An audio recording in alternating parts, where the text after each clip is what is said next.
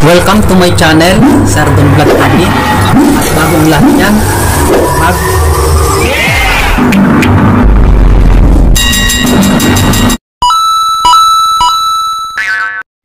For today's videos, kakanta ako ngayon ng Can Be With You Tonight. At shoutout nga pala dyan sa mga katrabaho ko dyan sa company, sa Gardenia.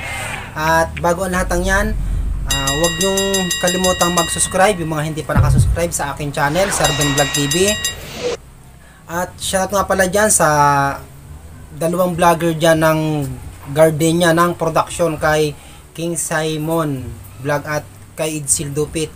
At shoutout naman dyan sa Talisay, Batangas, sa pinuntahan namin dyan kay Desiree Mangubat, Eatery Restaurant. Babalik ulit kami dyan sa next week na matapos lang itong holiday. At shoutout nga din pala dito sa mga taga-Puting Tulay. At shoutout naman kay Rowena Kylie ng Singapore, at kay Angelica Beralde ng Saudi Riyadh, at kay Lynn Reblando ng Hong Kong. Shoutout. Sana all.